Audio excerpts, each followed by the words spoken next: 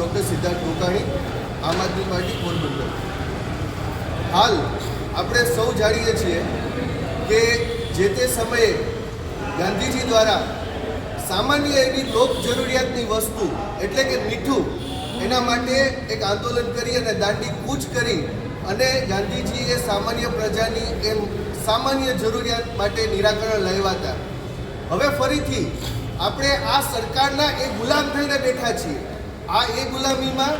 હવે અમારે લોકોએ ગાંધીજીના રસ્તે જેમ ગાંધીજીએ સામાન્ય જરૂરિયાત માટે એક દાંડી કૂચ કરવી પડી હતી, એમ અમે આજે બહેનોની પ્રાથમિક જરૂરિયાત એની પ્રાથમિક નેસેસરી એમને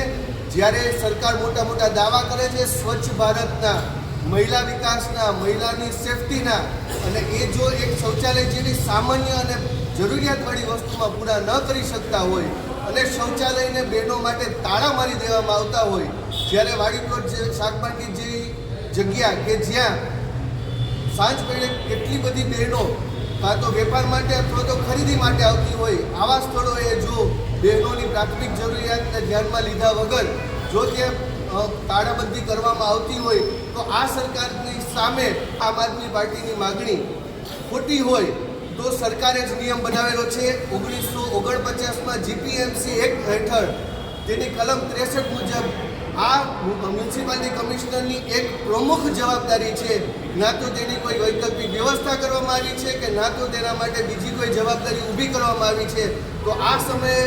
જ્યારે 63 નંબરની કલમ મુજબ જો મ્યુનિસિપલ કમિશનર પોતાની પ્રાથમિક જે સત્તા છે એનો દુરુપયોગ કરી અને જો આ કરતા હોય તો તેના સમક્ષ પણ આપણે કાયદાકીય કાર્યવાહી કરવી ઘટે કે કેમ, અને તાત્કાલિક ધોરણે જો આની શરૂઆત નહીં કરવામાં આવે તો 5 દિવસની અંદર આમ આદમી પાર્ટી દ્વારા આ જગ્યાની તાળા ખોલો આંદોલન કરી અને ત્યાંના તાળા તોડી અને સામાન્ય નાગરિકની સાથે રહીને અમે એના તાળા તોડવામાં આવશે। જો સામાન્ય એવી વસ્તુઓ તમારી પાસે તાળા ખોલવા માટે એનું મેન્ટેનન્સ કરવા માટે સામાન્ય 2-5 હજાર જેવી રકમ ના હોય તો તમારી પાસે 1-1.5 કરોડના ગેટ બનાવવા,